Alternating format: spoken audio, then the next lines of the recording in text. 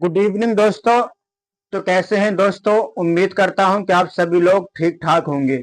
जैसा कि हमने इससे पहली वीडियो में एक्सरसाइज 8.1 के क्वेश्चन को 8 तक सोल्व कर लिया था और आज की वीडियो में एक्सरसाइज 8.9 के क्वेश्चन को सोल्व करेंगे। क्वेश्चन के अनुसार हमें दिया है कि त्रिभुज ए बी सी में जिसका बी समकोण है, यदि tan a बराबर 1/√3 तो निम्नलिखित के मान ज्ञात कीजिए। नंबर पॉइंट 1 दिया हमें साइन ए कोस सी प्लस कोस ए साइन सी, और दूसरे में दिया कोस ए कोस सी माइनस साइन ए और साइन सी। इनके वैल्यू निकालने के लिए हमसे बोला, पहले हम इनकी वैल्यू को फाइंड करने के लिए पहले हम देखते हैं कि हमें tan की वैल्यू दी हुई है। tan में क्या क्या दिया हुआ है कि tan का सूत्र होता है L/A। तो हमें इसमें L की वैल्यू दी है 1 और A की वैल्यू दी है √3 के, और हमें K को फाइंड करना है। कड़ की वैल्यू निकालेंगे, कड़ की वैल्यू निकालने के बाद हम इनकी वैल्यू को फाइंड करेंगे। पाइथागोरस प्रमेय के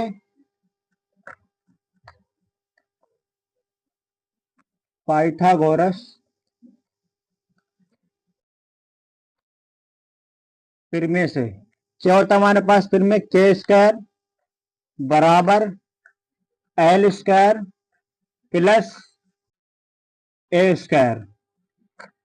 L की वैल्यू हमें दी हुई है 1 का स्क्वायर प्लस आधार दिया है √3, तो √3 का स्क्वायर।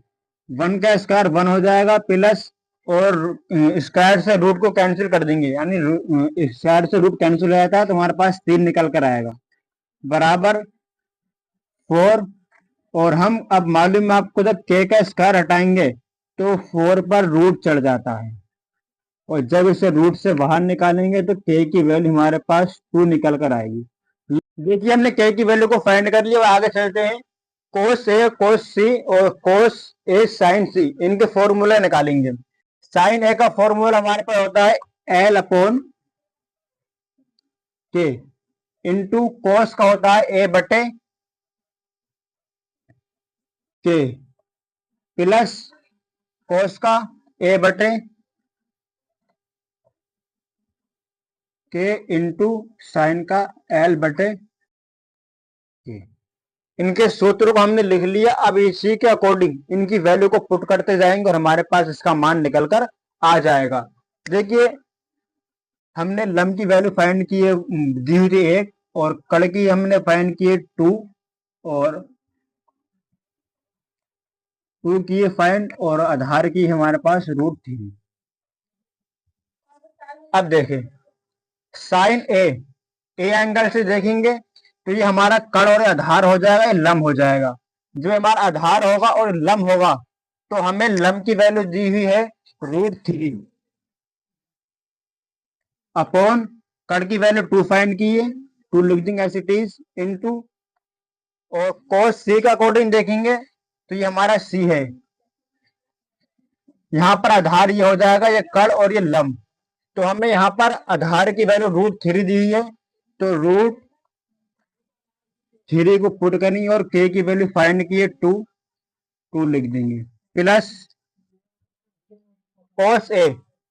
अब cos a के अकॉर्डिंग देखेंगे आधार, ये कड़ और ये लंब, तो हमें आधार की वैल्यू दी है 1 पुट करेंगे और k की वैल्यू फाइंड की हमने 2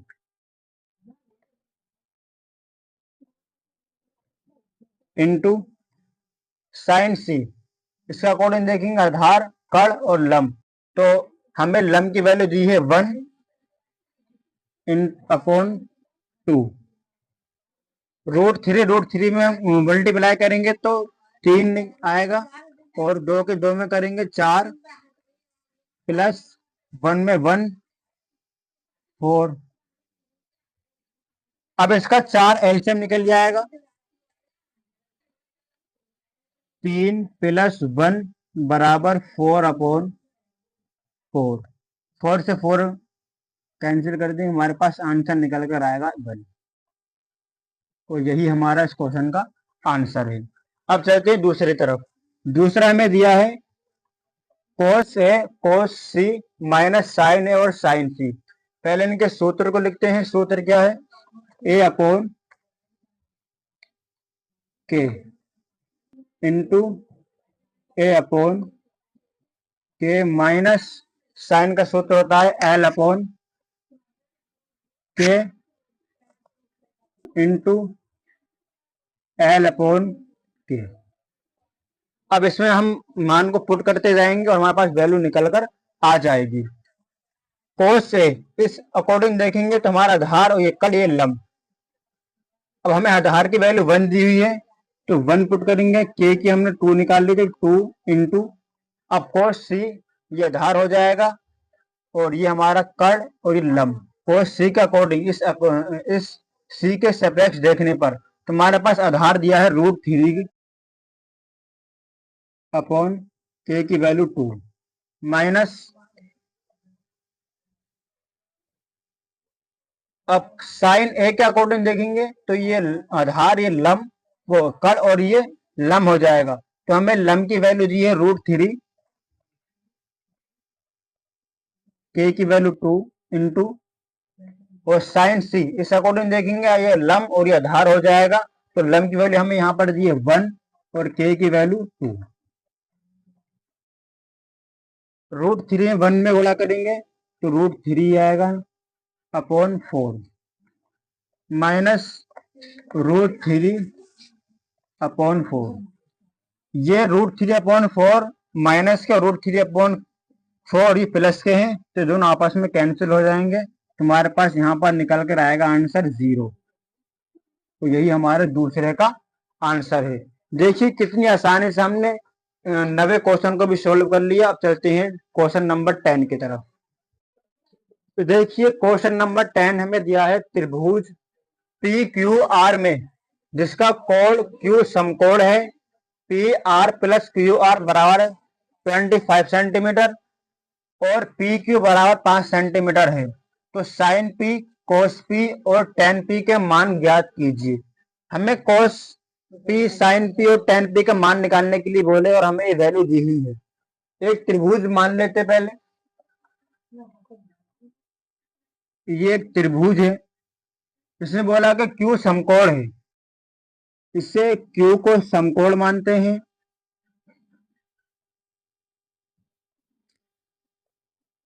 यहां P मान लेते हैं और इसको R मान लेते हैं। इतना करने के बाद अब देखिए हमें दिया क्या क्या दिया है। गिवन है हमारे पास PR प्लस QR बराबर 25 सेंटीमीटर और हमें यहां से किसी एक की वैल्यू को फाइंड कर लेते हैं। या आप QR की वैल्यू को फाइंड कर लिया PR की वैल्यू को फाइंड करना जो आपका दिल चाहे। मैं यहां पर PR की वैल्यू को फाइंड करता हूं तो लिखेंगे यहां PR की वैल्यू PR बराबर 25 माइनस QR क्योंकि इधर QR को परली तरफ भेजेंगे तो ये माइनस का हो जाएगा। तो हमने यहाँ PR की वैल्यू को फाइंड कर लिया और हमें PQ की वैल्यू दी है 5 सेंटीमीटर। अब इस त्रिभुज में देखिए कि हमें PR की वैल्यू दी है 25 माइनस QR और PQ की वैल्यू दी हुई है 5 सेंटीमीटर और QR की वैल्यू हमारे पास अभी नहीं दी है। हम QR की वैल्यू को फाइंड करेंगे उसी प्रमेय से जो मैंने आपको पढ़ाई थी पाइथागोरस प्रमेय। उसी प्रमेय के अकॉर्डिंग ही हम यहाँ PQ की वैल्यू को फाइंड करेंगे। क्या हमारे पास प्रमेय थी पाइथागोरस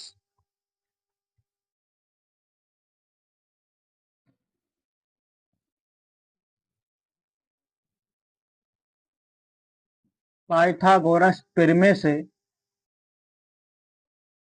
के स्क्वायर बराबर L स्क्वायर प्लस आधार स्क्वायर। अब आप देखिए कि हमें यहाँ कर्ण का जो वैल्यू दी कितनी दी हुई है क्योंकि हमारे पास एक कर्ण होता है ये लंब और ये आधार। तो हमें कल की वैल्यू दी है 25 माइनस क्यू आर, तो हम के की जगह पुट करेंगे 25 माइनस क्यू आर का होल स्क्वायर बराबर एल ये है। तो एल की वैल्यू हमें 5 दी हुई है, 5 का स्क्वायर प्लस आधार की वैल्यू हमें नहीं दी है, तो आधार की वैल्यू में हम लिख देंगे क्यू आर का होल स्क्वायर, क्योंकि हमारे पास आधार है और आधार की वैल्यू हमारे पास नहीं दी हुई है, तो चाहे तो आप इसके एक्स भी मान सकते हैं। मैंने यहाँ पर क्यू आर मान लिया है, तो मैंने यहाँ क्यू आर का स्क्वायर कर दिया। अब आपको मालूम है कि ए माइनस बी के होल स्क्वायर पर ये वाला टर्म टूट रहा है, A square plus B square minus 2ab, उसका अकॉर्डिंग ये है। तो यहां पर हम पहले खोलेंगे ए स्क्वायर यानी 25 का स्क्वायर प्लस बी यानी क्यू आर का स्क्वायर माइनस 2, ए हमारे पास 25 इंटू बी क्यू आर बराबर 25 का स्क्वायर 25 हो जाएगा, 5 का स्क्वायर प्लस क्यू आर का स्क्वायर, तो क्यू आर का स्क्वायर क्यू आर का स्क्वायर ही लिख देंगे। अब देखिए आप 25 का स्क्वायर 625 प्लस क्यू आर का स्क्वायर को क्यू आर ऐसे लिख दो एज इट इज माइनस 2 की मल्टीप्लाई आप 25 में करेंगे तो 50 और 50 की मल्टीप्लाई क्यू आर में करेंगे तो 50 क्यू आर हो जाएंगे। तो यहाँ 50 क्यू आर बराबर 25 प्लस क्यू आर स्क्वायर। अब आप देख सकते हैं कि इस वाले टर्म में उस वाले टर्म में अलग अलग टर्म में क्यू आर स्क्वायर है, तो हम इसे क्यू आर स्क्वायर को क्यू आर स्क्वायर से माइनस कर देंगे, वो कैंसिल कर देंगे। अब लिखते हैं कि 625 माइनस 50 क्यू आर 25। अब हम 25 को इस तरफ लाएं तो हमारे पास हो जाएगा 625 माइनस हो जाएंगे प्लस के 25 बराबर ये माइनस को सर भेजेंगे 50 के क्यू आर हो जाएंगे 50 क्यू आर। 6 से 25 में से 25 माइनस करेंगे 600 बराबर 50 क्यू आर, एक जीरो से एक जीरो कैंसिल। अब 5 और 60 5 को 60 के मल्टीप्लाई में लेकर जाएंगे तो हमारे पास यहां से क्यू आर की वैल्यू निकल कर आएगी 12, क्योंकि 5 के कम 5 यहाँ एक बचेगा, तो यहाँ 10 और 5 दूनी 10, तो हमारे पास 5 की जो निकल कर आएगी क्यू आर की वैल्यू वो 12 निकल कर आएगी। हमने यहाँ क्यू आर की वैल्यू को फाइंड कर लिया। पी आर की वैल्यू हमें दी हुई थी 25 माइनस क्यू आर दी हुई थी।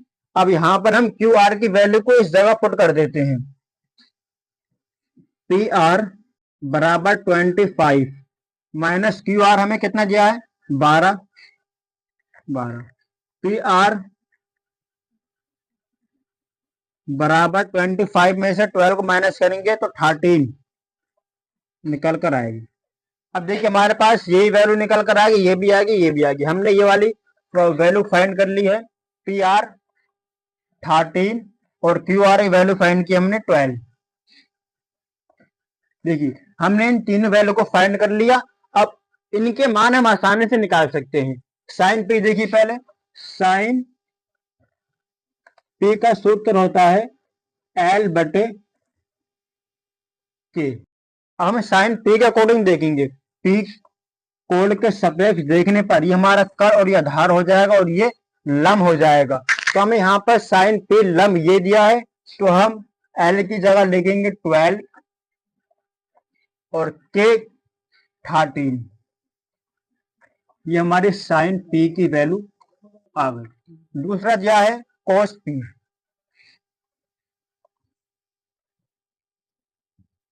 कॉस पी का सूत्र होता है आधार बटे कण।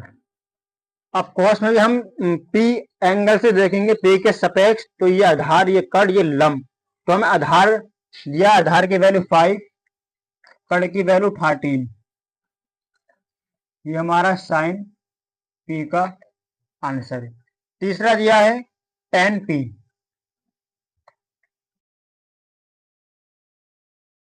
tan p का सूत्र होता है L/A।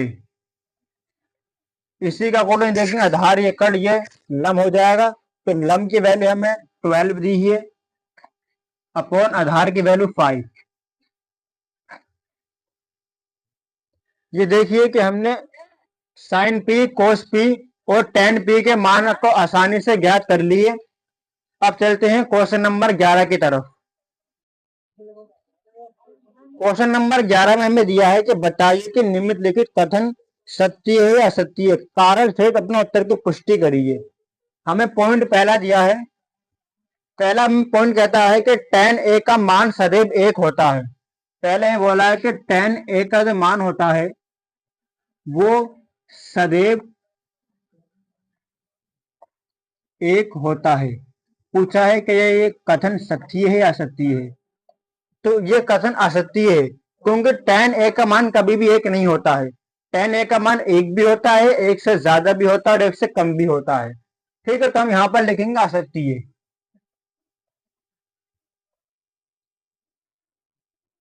दूसरा पॉइंट है, कोण a के किसी मान के लिए sec a का मान 12/5। ये क्या, ये कथन सत्य है, यानी कोण a के किसी के मान के लिए sec a का मान 12 पॉइंट k हो सकता है। तो हाँ, हो सकता है, क्योंकि मैं आपको एक बताते चलूं बात कि k जो होता है वो हमेशा बड़ा होता है आधार और लंब से। ठीक है, तो यहाँ पर हमें sec का फॉर्मूला होता है, वो होता है k अपॉन आधार। तो हमारे पास k और k का मान है वो आधार से बड़ा है, तो ये हाँ, ये हो सकता है। तो लिखेंगे ये कथन सत्य है। और तीसरा हमें दिया है कि कोस a, कोण a के कोसेकेंड के लिए प्रयुक्त एक संक्षिप्त रूप है। हमसे यहाँ पर कोस a के फुल फॉर्म पूछी है, और इसमें हमें दी है कोस a की फुल फॉर्म कोसेकेंड, और ये जो फुल फॉर्म होती है हमारे पास कोसेक की फुल फॉर्म होती है। ये कोस की फुल फॉर्म नहीं है, तो हम यहाँ पर लिख देंगे ये कथन असत्य है।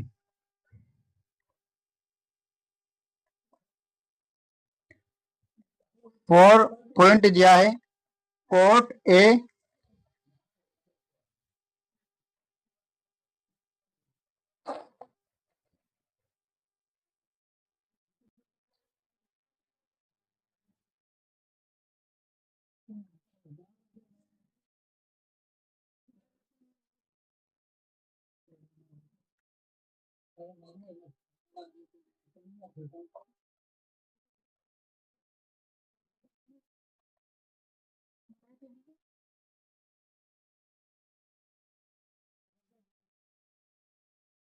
चौथा पॉइंट दिया है कि कोट ए और कोट और ए का गुणनफल होता है।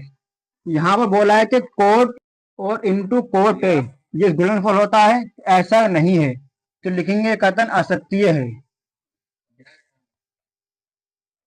और 5 दिया है, किसी भी कोण के लिए साइन थीटा का मान 4/3 हो सकता है, नहीं हो सकता।